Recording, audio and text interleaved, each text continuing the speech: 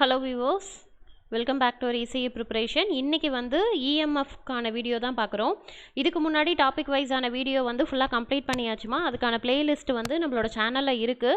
So one by ஒன்னாக பாருங்கள். Then அதுக்கப்புறம் வந்து ப்ராப்ளம்ஸ், இம்பார்ட்டன்ட் ப்ராப்ளம்ஸு வித் ஷார்ட்கட்டோட வீடியோ, ப்ரீவியஸ் வீடியோவும் ஒன்று எடுத்திருப்போம். ஓகேங்களா? அதை பார்த்துட்டு இதை வந்து கண்டினியூ பண்ணிக்கோங்க.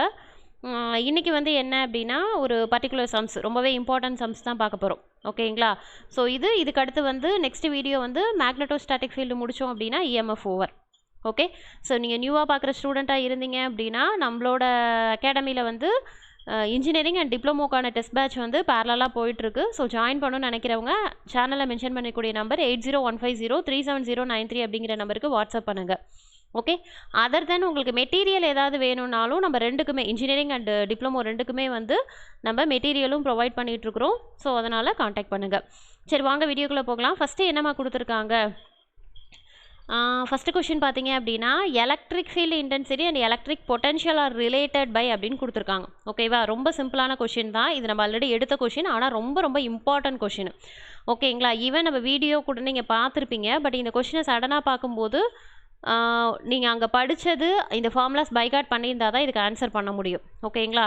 நான் உங்களுக்கு ஏற்கனவே கிளாஸ் எடுக்கும் போதே சொல்லியிருப்பேன், கிட்டத்தட்ட உங்களுக்கு ஆப்ஷன் எல்லாமே சேமாக இருக்கும். என்ன அப்படின்னா, உங்களுக்கு அந்த ப்ளஸ் மைனஸ்கில் கூட வேரி பண்ணி கொடுப்பாங்க அப்படின்னு. இது நம்ம ஆக்சுவலாக இந்த கொஷின் நம்ம எதில் பார்த்துருப்போன்னா, EMFல எலக்ட்ரோஸ்டாட்டிக் ஃபீல்டு வீடியோவில் வந்து எதில் பார்த்துருப்போன்னா, ரிலேஷன் பிட்வீன் எலக்ட்ரிக் ஃபீல்டுக்கும் பொட்டன்ஷியலுக்கும் உள்ள ரிலேஷன் பார்த்துருப்போம்ல. ஒரு நிமிஷம். ஸோ வீடியோஸை ஃப்ரீக்வெண்ட்டாக பார்க்குறவங்களுக்கு தான் நான் என்ன சொல்லிகிட்டு இருக்கேன்னு புரியும். ஓகேவா? நான் கிளாஸ் எடுக்கும்போது எலக்ட்ரிக் ஃபீல்டுக்கும் பொட்டன்ஷியலுக்கும் உள்ள ரிலேஷன்ஷிப் அப்படின்னு சொல்லி ஒரு ஃபார்முலா எழுதி போட்டிருப்பேன். E vector equal to -∇V அப்படின்னு ஒன்று எழுதி போட்டிருப்பேன். இந்த மைனஸை மிஸ் பண்ணிடாதீங்க, அப்போ ஆன்சர் தப்பாக வரும். அதே மாதிரி தான் பார்த்தீங்க அப்படின்னா, கீழே ஆப்ஷனில் வந்து உங்களுக்கு இதுவும் கிட்டத்தட்ட ஒன்று தான், ஆனால் இங்கே எனக்கு மைனஸ் இருக்குது. ஸோ இப்போ இந்த கொஷினுக்கான ஆன்சர் வந்து இதை தான் சூஸ் பண்ணணும். மாற்றி வந்து சடனாக ∇V இருக்குன்னு சிஏ சூஸ் பண்ணியிருந்தீங்க அப்படின்னா ஒரு மார்க் வந்து ரெடியூஸ் ஆகிடும். ஓகேங்களா? ஸோ அதனால் என்னடா மேம் எடுத்ததே திருப்பி எடுக்கிறாங்களே அப்படின்னு நினைக்க வேண்டாம். எதுக்காக அப்படின்னா, நம்ம எடுத்த வீடியோஸில் கூட எது இம்பார்ட்டண்ட்டாக இருக்குது, ரொம்ப இம்பார்ட்டண்ட்டாக இருக்குது. இப்போ நீங்கள் அதெல்லாம் பார்க்கலனா கூட இந்த வீடியோஸ், எக்ஸாம் பாயிண்ட் ஆஃப் வியூவில் வீடியோஸ் எடுத்து பார்த்தீங்கன்னா கூட அதுலேயே மோஸ்ட் ப்ராபப்ளி எக்ஸாமுக்கு எப்படி வருங்கிறத கொஷின்ஸ் வந்து நான் உங்களுக்கு கவர் பண்ணியிருப்பேன். ஓகேங்களா? சில பேர் படிச்சிருப்பீங்க, பட் ஆனால் கொஷின் சடனாக கேட்கும் போது உங்களால் ஆன்சர் பண்ண முடியாது. ஓகேங்களா? ஸோ அதனால் இந்த பாயிண்டெல்லாம் இம்பார்ட்டன்ட் அப்படிங்கிறதுக்கு கூட இந்த கொஷின் நான் எடுத்திருக்கேன். ஸோ அதனால் நோட் பண்ணி வச்சுக்கோ. ஓகேவா? அதுக்கு அடுத்த கொஷின் பாருங்களேன். இது தியரிட்டிக்கல் கொஷின். இந்த மாதிரி கொஷின் எதுக்கு எடுத்திருக்கேன்னா, கீழே இருக்க ஆப்ஷன்லாம் பார்த்தா ஐயோ என்னடா டைம் வேரிங் இன்வேரியன்ட்லாம் இருக்கே, இதெல்லாம் நம்ம சிக்னல்ஸ் அண்ட் சிஸ்டமில் படிச்சிருப்போமே, இதுக்கெல்லாம் என்ன ஆன்சர் வரும்? அதெல்லாம் இல்லை. கொஷினை மட்டும் பாரு. Gauss law is applicable for which of the following அப்படின்னு கேட்டிருக்காங்க. ஓகேவா? நீ கீழே ஆப்ஷனே பார்க்க வேண்டாம், நீ ஃபுல்லாக EMFும் படிக்க வேண்டாம். இந்த கொஷின் உனக்கு கேட்டிருந்தாங்கன்னா, நம்ம இந்த காஸ் லா அப்படிங்கிறத வந்து நம்ம சிலபஸில் வந்து எதிலப்பா பார்த்துருப்போம்? ஸோ ரொம்ப சிம்பிள். ஓகேவா? நம்ம உனக்கு கொடுத்துருக்கக்கூடிய சிலபஸ் வந்து ரெண்டு தான். ஒன்று வந்து எலக்ட்ரோஸ்டாட்டிக்கு, இன்னொன்று வந்து மேக்னெட்டோஸ்டாட்டிக் அப்படின்னு சொல்லி பார்த்தோம்.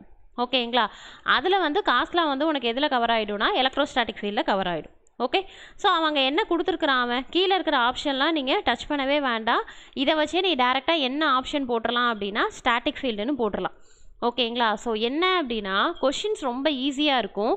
நீங்கள் ரொம்பலாம் டெரிவேஷன் படித்து கன்ஃபியூஸ் ஆகிறதுக்கு ரொம்ப பேசிக்ஸாக பார்த்து வச்சுக்கோங்க. ஓகேவா?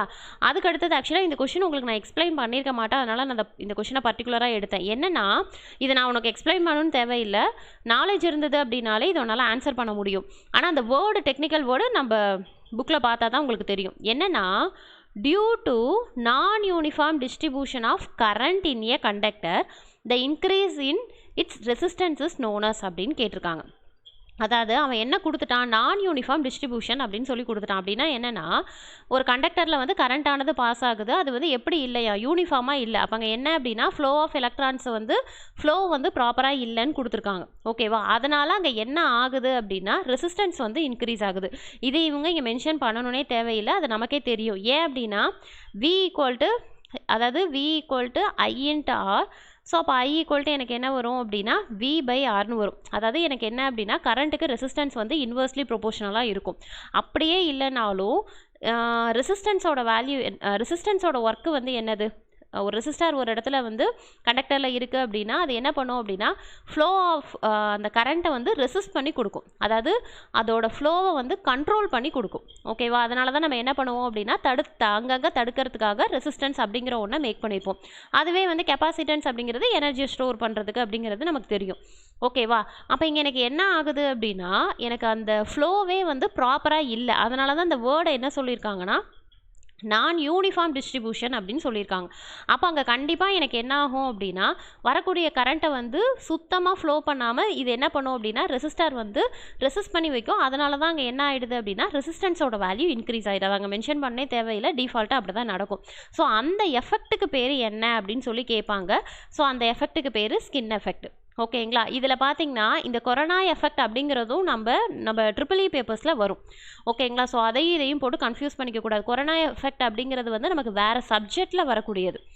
ஓகேங்களா, ஸோ கொரோனா எஃபெக்ட்னு ஒன்று இருக்குப்பா, இல்லாமல் இல்லை, இந்த வேர்டில் ஒரு எஃபெக்ட் இருக்குது. ஸோ அதனால் அவங்க என்ன பண்ணியிருப்பாங்கன்னா காமனாக எல்லா எஃபெக்ட்டையும் ஒன்றா போட்டு கொடுத்துருப்பாங்க. ஸோ இப்போ பர்டிகுலராக வந்து உனக்கு ஃப்ளோ ஆஃப் எலக்ட்ரான்ஸ் வந்து ப்ராப்பராக இல்லை அப்படிங்கிற பட்சத்துக்கு ரெசிஸ்டன்ஸ் வேல்யூ இன்க்ரீஸ் ஆனிச்சுன்னா அந்த எஃபெக்ட்டுக்கு பேர் ஸ்கின் எஃபெக்ட். இது நான் உனக்கு சொல்லியிருக்க மாட்டேன், ஸோ அதனால் நோட் பண்ணிக்கோங்க. ஓகேங்களா, தென் அதுக்கு அடுத்த கொஷின், இது எல்லாமே தியரிட்டிக்கல் கொஷின்ஸ் தான். ஆனால் நீ பேசிக்காக அது உனக்கு கான்செப்ட் புரிஞ்சதுன்னா ஈஸியாக ஆன்சர் பண்ணிடலாம். அதுக்கு அடுத்த கொஷின் பாருங்களேன், to obtain a high value of capacitance the permittivity of the dielectric medium should be அப்படின்னு கேட்டிருக்காங்க. ஓகேவா, ஸோ நான் உனக்கு ஏற்கனவே லாஸ்ட் வீடியோவில் சொல்லியிருக்கிறேன், எலக்ட்ரோஸ்டாட்டிக்கை பொறுத்த வரைக்கும் டைஎலக்ட்ரிக் மீடியமு, கெப்பாசிட்டன்ஸு, இது ரிலேட்டடான ஃபார்முலாஸு, டெரிவேஷனு, டெஃபினேஷன் எல்லாமே படித்து வச்சுக்கோங்க. ஓகேங்களா, அதே மாதிரி கொஞ்சம் பேர் கேட்குறீங்க மேம் இஎம்எஃப்க்கு வந்து நம்மளோட வீடியோஸ் எனஃபானா, நான் ஏற்கனவே சொல்லிட்டேன் இஎம்எஃப்க்கு உங்கள் கொடுத்துருக்கக்கூடிய சிலபஸ்க்கு மட்டும்தாம்மா நம்ம கிளாஸஸ் எடுத்திருக்கோம். இது மற்ற எக்ஸாம்ஸுக்கெலாம் நீங்கள் டிஆர்பி அளவுக்குலாம் இதை எதிர்பார்க்கக்கூடாது. ஓகேவா, அதையும் நான் தெளிவாக சொல்லிடுறேன். என்ன ரீசன் அப்படின்னா உனக்கு இதில் இந்த முனிசிபல் அட்மினிஸ்ட்ரேஷனுக்காக அசைன் பண்ணியிருக்காங்கல்ல சிலபஸ், அது வந்து உங்களுக்கு இஎம்எஃப் ரொம்ப கம்மியாக தான் அசைன் பண்ணியிருக்காங்க. ஆக்சுவலாக இஎம்எஃப்க்குரிய டாப்பிக்கே இது கிடையாது. ஓகேங்களா, இதை தவிர்த்து நிறைய நீங்கள் படிக்கிற மாதிரி இருக்கும். அதுவும் இசிஎல்லாம் பார்த்தீங்க அப்படின்னா ரொம்பவே அதிகம். ஏன்னா டிரான்ஸ்மிஷன் லைன்ஸ்லாம் இன்க்ளூட் ஆகும். Transmission lines, wave guides, antenna, இது எல்லாமே இன்க்ளூட் ஆகுறது தான். மைக்ரோவேவ் இன்ஜினியரிங் இது எல்லாமே இன்க்ளூட் ஆகுறது தான் இஎம்எஃப். ஆனால் உங்களுக்கு அதெல்லாமே கொடுக்கல. ஜஸ்ட்டு எலக்ட்ரோஸ்டாட்டிக்கு, மேக்னட்டோஸ்டாட்டிக் இது ரெண்டும் தான் கொடுத்துருக்காங்க. அதுலேயும் பார்த்தீங்கன்னா அது ரிலேட்டடான லாஸ் தான் கொடுத்துருக்காங்க. ஓகேங்களா, அதனால் நல்லா புரிஞ்சுக்கணும். ஏன்னா நம்மளோட டெஸ்ட் பேட்ச் கொஷின்ஸே பார்த்தீங்கன்னு வச்சுக்கோங்களேன், உங்களுக்கு என்ன எக்ஸாமுக்கோ அதுக்கு தகுந்த மாதிரி தான் கொஷின்ஸ் இருக்கும். ஓகேங்களா, இப்போ சப்போஸ் நான் டிஆர்பிக்கு கொஷின்ஸ் எடுக்கிறேன்னா இப்போ எழுதின கொஷின்ஸ் எதுவுமே அதில் இன்க்ளூட் ஆகாது. ஸோ உங்களுக்கு எக்ஸாம் பாயிண்ட் ஆஃப் வியூவில் அவங்க எப்படி கொஷின்ஸ் எடுக்கிறாங்களோ அந்த மாதிரி தான் நம்ம இங்கே செட் பண்ணுவோம். ஓகேவா, அதனால் என்னடா கொஷின்ஸ் பேசிக்காக இருக்குன்னு நினைக்காதீங்க. இப்படி தான் உங்களுக்கு கொஷின் வந்து நீங்கள் எழுத போகிற எக்ஸாமில் வரும். ஓகேங்களா, அது மாதிரி தான் நம்ம கிளாஸஸும் அந்த மாதிரி தான் எடுத்துருக்குறோம். ஓகேவா, ஸோ அதனால் நான் ஃபுல் டாபிக் கவர் பண்ணலை. உன்னோட சிலபஸில் என்ன டாபிக் இருக்கோ அந்த ரூலை எக்ஸ்பிளைன் பண்ணி அது ரிலேட்டடான கொஷின்ஸ் தான் இப்போ பார்த்துட்ருக்குறோம். ஓகேங்களா, அதில் பர்டிகுலராக பார்த்தோன்னா இந்த டைஎலக்ட்ரிக் மீடியமில் வந்து அதிக கொஷின்ஸ் வரும், பார்த்து வச்சுக்கோங்கம்மா. ஓகேவா, ஸோ இதில் பார்த்தீங்கன்னா அவன் என்ன கேட்டிருக்கான், உனக்கு தியரிட்டிக்கலாக தான் கொஷின் கேட்டிருக்கான். ஓகேவா, ஆனால் உனக்கு முக்கியமான விஷயம் கெப்பாசிட்டர்னாலே இந்த ஃபார்முலா தெரியணும். இதுவும் நம்ம எழுதியிருப்போம், εr A divided by D. இந்த ஃபார்முலா உனக்கு நான் சொல்லியிருப்பேன், கெப்பாசிட்டருக்கான ஃபார்முலா அப்படின்னு சொல்லிட்டு. இல்லை அப்படின்னா 2 பேரலல் பிளேட்டுக்கான கெப்பாசிட்டன்ஸ் வந்து இப்படி தான் டிஃபைன் பண்ணுவோம் அப்படிங்கிற மாதிரி நம்ம எக்ஸ்பிளைன் பண்ணியிருப்போம் கெப்பாசிட்டர் டாப்பிக்கில். ஓகேவா, இங்கே வந்து ஃபார்முலா யூஸ் பண்ண போகிறதில்ல, ஆனால் இதை பேஸ் பண்ணி நீ ஆன்சர் பண்ணிடலாம். என்ன கொஷின் கொடுத்துருக்காங்க, to obtain a high value of capacitance the permittivity of the dielectric medium should be எப்படி இருக்கும்னு கேட்குறாங்க. அதாவது கெப்பாசிட்டன்ஸ் எனக்கு ஹையாக இருந்ததுன்னா டைஎலக்ட்ரிக் மீடியம் எனக்கு என்னவாக இருக்கும். முதல்ல உனக்கு பெர்மிட்டிவிட்டி ஆஃப் டைஎலக்ட்ரிக் மீடியம் அப்படிங்கிறது உனக்கு என்னங்கிறது தெரியணும். பெர்மிட்டிவிட்டிங்கிறது என்னது, இந்த எப்சிலான் நாட்டை விட்டுருங்க. எப்சிலான் நாட் அப்படிங்கிறது வந்து பெர்மிட்டிவிட்டி ஆஃப் ஏர், அதை இங்கே கொஷின்லேயே கேட்கல, எப்சிலான் ஆரை தான் கேட்டிருக்காங்க. ஓகேவா, இது எனக்கு எப்படிமா இருக்குது, டைரக்ட்லி ப்ரொபோஷனலாக இருக்குது. ஸோ அதனால் டிஃபால்ட்டாக எனக்கு எப்படி தான் இருக்கும் அப்படின்னா பெர்மிட்டிவிட்டியும் எனக்கு ஹையாக தான் இருக்கும். ஓகேவா, ஸோ அப்போ அவங்க கொஷின் எப்படி கேட்டிருக்காங்க பாருங்கள், அதாவது ஃபார்முலாவை டைரெக்டாக கேட்காம அதை ரிலேட் பண்ணி கொஷின் கேட்டிருக்காங்க. ஓகேவா, அப்போ உனக்கு என்ன தெரியணும், இந்த ஃபார்முலா தெரிஞ்சது அப்படின்னா இந்த கொஷினை நீ ஈஸியாக ஆன்சர் பண்ணிட்டு போயிடலாம். ஓகேவா, அதுவே உனக்கு ஏரியா கேட்டாலும் உனக்கு ஹையாக தான் இருக்கும், அதுவே டிஸ்டன்ஸ் கேட்டால் உனக்கு என்ன ஆகும் அப்படின்னா லோ அப்படிங்கிற மாதிரி ஆன்சர் வரும். புரியுதுங்களாம்மா? நான் என்ன சொல்கிறேன்னு புரியுதுங்களா? ஸோ கொஷின்ஸ் என்ன மாதிரிலாம் கேட்டிருக்காங்கங்கிறத ஃபஸ்ட்டு அண்டர்ஸ்டாண்ட் பண்ணிக்கிறதுக்காக தான் நான் இந்த மாதிரி கொஷின்ஸை ஃபில்ட்ரு பண்ணி உங்களுக்கு எக்ஸ்பிளைன் பண்ணுறேன். அடுத்து நெக்ஸ்ட் கொஷின் பார்த்தீங்கன்னு வச்சுக்கோங்களேன், ப்ராப்ளம்ஸ் கொஷின்ஸ்லாம் கேட்க மாட்டாங்களான்னா கண்டிப்பாக கேட்பாங்கம்மா. ஆனால் ரொம்ப பேசிக்ஸாக இருக்கும். நீ வந்து பெரிய பெரிய ஃபார்முலாஸ்லாம் பைகாட் பண்ணிட்டு போயிருப்ப, இன்டெக்ரலு, டிஃப்ரென்ஷியல், இந்த இதெல்லாம் பைகாட் பண்ணியிருப்பீங்க. பேசிக் ஃபார்முலா தான் கேட்பாங்க. இப்போ இந்த கொஷினை பாரு, எனக்கு என்ன கொடுத்துட்டான், எலக்ட்ரிக் ஃபீல்டு கொடுத்துட்டாங்க. இங்கே பாரு, எலக்ட்ரிக் ஃபீல்ட் ஆஃப் அப்படின்னு இந்த வேல்யூ கொடுத்துட்டாங்க. அதுவும் எங்கே, 2 பிளேட்டுக்கான எலக்ட்ரிக் ஃபீல்டு கொடுத்துட்டு ஓகே இதோட டிஸ்டன்ஸையும் இங்கே கொடுத்துட்டாங்க. ஓகேவா? என்ன கேட்குறாங்க அப்படின்னா பொட்டன்ஷியல் டிஃப்ரென்ஸ் கேட்குறாங்க. அப்போ நீ டக்குனு என்ன பண்ணிடக்கூடாது, electric field equal to 1/4/ε0 Q1 Q2 divided by R². Ma'am அதுதானே மேம் ஈக்கான ஃபார்முலா அப்படின்னு சொல்லக்கூடாது. ஓகேவா? இங்கே எனக்கு என்ன கிவன் டேட்டா கொடுத்துருக்கானோ அதை பேஸ் பண்ணி தான் நீ ஃபார்முலா சூஸ் பண்ணும். அப்போ பேசிக் ஃபார்முலா எனக்கு என்னது, எலக்ட்ரிக் ஃபீல்டு அப்படிங்கிறது வோல்டேஜ் டிவைடட் பை டிஸ்டன்ஸ். ஓகேங்களா? இது ஒரு பேசிக் விஷயம். ஓகேவா? இங்கே அவன் அப்படி என்ன கொடுத்துட்டானா, இந்த 2 வேல்யூவையும் கொடுத்துட்டு என்ன வேல்யூ கேட்டிருக்காங்க அப்படின்னா எனக்கு பொட்டன்ஷியல், அதாவது வோல்டேஜை தான் நம்ம இஎம்எஃப்ல என்ன சொல்லுவோன்னு சொன்னேன், பொட்டன்ஷியல் டிஃப்ரென்ஸ் அப்படிங்கிற மாதிரி சொல்லுவோன்னு சொன்னேன். ஸோ அதை தான் இங்கே கேட்டிருக்காங்க. வியோட வேல்யூ தான் என்னன்னு கேட்டிருக்காங்க. அப்போ எப்படிப்பா கண்டுபிடிப்பீங்க, வி ஈக்குவல் டு எனக்கு என்ன வரும், V equal to E into டின்னு வரும். ஓகேவா? ஸோ அப்போ எனக்கு ஈயோட வேல்யூ எனக்கு என்னது, இந்த வேல்யூவை அப்படியே டேரெக்டாக சப்ஸ்டியூட் பண்ண வேண்டியதான். இப்போ புரியுதுங்களா? கொஷின்ஸ் எப்படின்னா இந்த மாதிரி தான் டேரெக்டாக சப்ஸ்டியூட் பண்ணுற மாதிரி இருக்கும். 10⁻³ இன்ட்டு டிஸ்டன்ஸ் என்ன வேல்யூ கொடுத்துருக்காங்க அப்படின்னா 0.015 மீட்டர்னு கொடுத்துருக்காங்க. ஓகேங்களா? ஸோ இதை சிம்பிளிஃபை பண்ணிங்க அப்படின்னா ரொம்ப சிம்பிள். இதை வந்து 10⁻³ அப்படின்னா 1000ஆல் மல்டிப்ளை பண்ணிங்கன்னா உங்களுக்கு என்ன வரும், 15ன்னு வந்துடும். 15ஓட இந்த வேல்யூவை 1.92 மல்டிப்ளை பண்ணிங்கன்னா உங்களுக்கு என்ன ஆன்சர் வருதுங்கிறத கீழே கமெண்ட் பண்ணுங்கள். ஓகேங்களா? தென் நெக்ஸ்ட் கொஷின் பார்த்தீங்க அப்படின்னா இது வந்து என்ன அப்படின்னா உங்களுக்கு இதுவும் ப்ராப்ளம்ஸ் தான். ஓகே, என்ன கொஷின் கொடுத்துருக்காங்க, what is the energy required to charge a 15 microfarad capacitor to 200 volt. ரொம்ப ரொம்ப பேசிக் ஃபார்முலாமா. ஓகேங்களா? நீ உனக்கு நான் இங்கே இந்த சொல்கிற வீடியோஸில் சொல்லியிருக்கிற ஃபார்முலாஸ் மட்டுமே எழுதி வச்சு நீ போய் பார்த்துட்டு எக்ஸாம் எழுதுனா கூட உனக்கு கண்டிப்பாக 5 கொஷின் 6 கொஷின் கிட்ட கண்டிப்பாக வரும். ஓகேங்களா? ஏன்னா இதெல்லாம் பேசிக் formula, at the same time கண்டிப்பாக கேட்கக்கூடிய ஃபார்முலாஸு. ஓகேவா? இங்கே என்ன கேட்டிருக்காங்க, எனக்கு எனர்ஜி என்னன்னு கேட்டாங்க. ஓகேவா? எனர்ஜியை வந்து கண்டுபிடிக்க சொல்லியிருக்காங்க. என்ன கொடுத்துட்டாங்க அப்படின்னா எனக்கு சார்ஜ் கொடுத்துருக்காங்க, இன்னொன்று 200 வோல்ட் அப்படிங்கும் போது வோல்டேஜ் கொடுத்துட்டாங்க. ஓகேவா? அப்போ நீ என்ன பண்ணக்கூடாது அப்படின்னா கெப்பாசிட்டரோட ஃபார்முலாவை இங்கே யூஸ் பண்ணக்கூடாது. அதாவது சி ஈக்குவல்ட்டுன்னு சொல்லி ஒரு ஃபார்முலா யூஸ் பண்ணோம்ல, அதில் வந்து நமக்கு பெர்மிட்டிவிட்டி எல்லாம் வரும். ஓகேவா? இங்கே என்ன கேட்டிருக்காங்க, எனர்ஜின்னு ஒன்று கேட்டிருக்காங்க. இது வந்து நீ இதில் தான் இஎம்எஃப்ல தான் படிக்கணும்னு இல்லை, சர்க்கியூட் தியரிக்குரிய ஃபார்முலா தெரிஞ்சாலும் பரவாயில்ல. 1/2 CV². இதை நான் உனக்கு இந்த ஃபார்முலாவை எங்கே சொல்லியிருப்பேன்னா சர்க்கியூட் தியரிக்கும் இஎம்எஃப்க்கும் உள்ள ரிலேஷன்ஷிப்பில் பார்த்துருப்போம். ரெண்டுத்துக்குமான டிஃப்ரென்ஸில் வந்து ½ CV² அப்படிங்கிற அந்த ஃபார்முலாவை நான் யூஸ் பண்ணியிருப்பேன். ஓகேவா? இங்கே எனக்கு என்ன கொடுத்துருக்காங்க, இல்லை உனக்கு வந்து ஃபார்முலாஸ்லாம் படித்தேன் மேம், ஆனால் எதுக்கு எதை யூஸ் பண்ணுறதுன்னு தெரியலன்னு கன்ஃபியூஸ் ஆகுது அப்படின்னா ரொம்ப சிம்பிள். இந்த மாதிரி கொடுத்துருக்காங்கன்னா முதல்ல கிவன் டேட்டாவை அந்த ரஃப் பேப்பரில் பின்னாடி எழுதுங்கன்னா சார்ஜ் ஈக்குவல் டு 15 மைக்ரோஃபேரட் அந்த மாதிரி கிவன் டேட்டாவை எழுத சொல்ல. சார்ஜ் அப்படின்னா சி கொடுத்துருக்காங்க, 200 வோல்ட்டு வி கொடுத்துருக்காங்க, என்ன கேட்டிருக்காங்க, இ கேட்டிருக்காங்களா, அப்படிங்கும் போது இது என்ன ஃபார்முலான்னு இப்படின்னு யோசிச்சாலே உனக்கு என்ன வந்துடும் அப்படின்னா டிஃபால்ட்டாக ½ CV² அப்படிங்கிறது மைண்டில் உனக்கு ஸ்ட்ரைக் அவுட் ஆகிடும். புரியுதாம்மா நான் என்ன சொல்கிறேன்னு புரியுதுங்களா? ஸோ அப்போ இப்போ சப்ஸ்டியூட் பண்ணிங்கன்னா 1/2 சியோட வேல்யூ எனக்கு என்னதுப்பா 15 மைக்ரோ. ஸோ அதனால் 10⁻⁻6 இன்ட்டு 200 வோல்ட் தான் கொடுத்துருக்காங்க. ஆனால் V²ங்கிறதுனால 200 × 200ன்னு 2 டைம் எழுதணும். ஓகேங்களா? ஸோ அப்போ இந்த 2வை சிம்பிளிஃபை பண்ணேன் அப்படின்னா இங்கே எனக்கு 100 வந்துடும். தென் அதுக்கு அடுத்தது என்ன வரும் அப்படின்னா 100 × 200 2 2 0 4 0. தென் அதுக்கு அடுத்தது 15. ஓகே, 15 × 10⁻⁻6. ஏன்னா நிறைய பேருக்கு ஃபார்முலாஸ் தெரியும், சப்ஸ்டியூட் பண்ணுவீங்க, கடைசி கால்குலேஷனில் தப்பு பண்ணிடுவீங்க. ஓகேவா? தென் அதுக்கு அடுத்தது என்ன அப்படின்னா இங்கே வந்து 15 × 2 30. அதுக்கப்புறம் எத்தனை 0 இருக்குது, 4 0 இருக்குது, × 10⁻⁻6. இதை எப்படிப்பா எழுதலாம், 0.3 × 10⁻6ன்னு எழுதலாமா? ஆமாம், ஏன்னா 1 2 3 4 5 நான் இன்னொரு பாயிண்ட்டை முன்னாடி கொண்டு வந்துக்கிறேன், அதனால் 10⁻6ன்னு எழுதிக்கிறேன். எனக்கு இன்னொன்று என்ன இருக்குது, 10⁻−6 இருக்குது. அதுவும் இதுவும் கேன்சல் ஆகிடுச்சுன்னா எனக்கு என்ன ஆன்சர் வரும், 0.3 ஜூல் அப்படிங்கிற மாதிரி வரும். எனர்ஜியோட யூனிட் ஜூலு. ஸோ அப்போ இந்த கொஷினுக்கான ஆன்சர் வந்து ஆப்ஷன் ஏ. புரியுதுங்களாப்பா, நான் என்ன சொல்கிறேன்னு புரியுதுங்களா? ஸோ இந்த மாதிரி தான் கொஷின்ஸ் வந்து நீ ஃபார்முலா சூஸ் பண்ணாலுமே ஃபைனல் ஆன்சர் வரைக்கும் நீ கரெக்டாக போடுற மாதிரி பார்க்கணும். ஓகேங்களா? அடுத்த கொஷின் போகலாமா? நெக்ஸ்ட் கொஷின் வந்து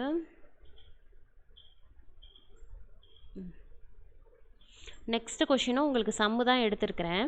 என்ன கொடுத்துருக்காங்க, air condenser with capacitance. Okay, capacitance value கொடுத்துருக்காங்க. Connected to a DC voltage of 200 volt.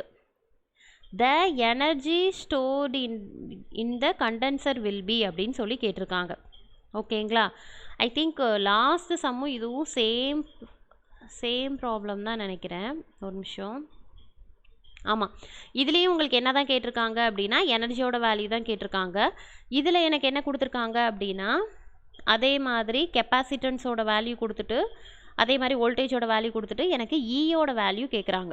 ஓகேவா? கெப்பாசிட்டரை பொறுத்த வரைக்கும் இந்த ஃபார்முலாவும் இதுக்கு முன்னாடி ஒரு ஃபார்முலா பெர்மிட்டிவிட்டி வச்சு சொன்னல, அந்த 2 ஃபார்முலா ரொம்ப ரொம்ப இம்பார்ட்டன்ட்பா.